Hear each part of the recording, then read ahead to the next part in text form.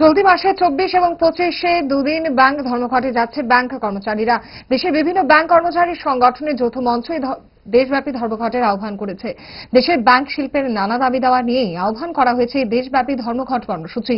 এ রাজ্যেও ব্যাংক কর্মচারীরা এই ধর্মঘট কর্মসূচিতে সামিল হচ্ছে। আজ রাজধানীতে তাদের দাবি দেওয়া নিয়ে ধর্মঘটের প্রচারে সামিল হন। কেন এই ধর্মঘট, কি জানিয়েছেন ইউনাইটেড ব্যাংক ফোরামের রাজ্য কনভেনর সঞ্জয় দত্ত, শুনুন। আগামী 24 এবং 25শে মার্চ সারা ভারতব্যাপী ব্যাংক শিল্পের 8 লক্ষ কর্মচারী এবং আধিকারিকরা ধর্মঘটের ডাক দিয়েছেন।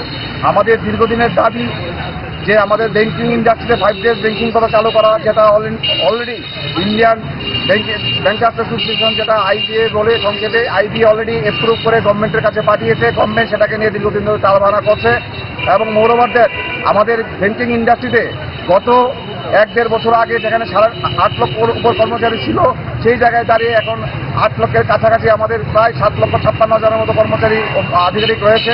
এবং কর্মী স্বল্পতার জন্য আমাদের সারা ভারতবর্ষের ব্যাংকিং ইন্ডাস্ট্রিতে যে পরিষেবা, যে আমাদের যে কাস্টমারদের জন্য যে পরিষেবা আমাদের দেওয়ার কথা, সেই লেভেলে আমরা পরিষেবা প্রদান করা যাচ্ছে না। কিন্তু দেখা যাচ্ছে ব্যাংকের বিভিন্ন প্রকল্পকে বাস্তবায়ন করার জন্য ব্যাংকিং সেক্টর, বিশেষ করে পাবলিক সেক্টর ব্যাংকের অবদান বেশি। আপনারা জানেন, জনধন প্রকল্পের কথাই যদি আমরা বলি, প্রধানমন্ত্রী জনধন যে অ্যাকাউন্ট, এই অ্যাকাউন্টে 54 কোটি অ্যাকাউন্ট ভারতবর্ষের সমস্ত পাবলিক সেক্টর ব্যাংক খুলেছে।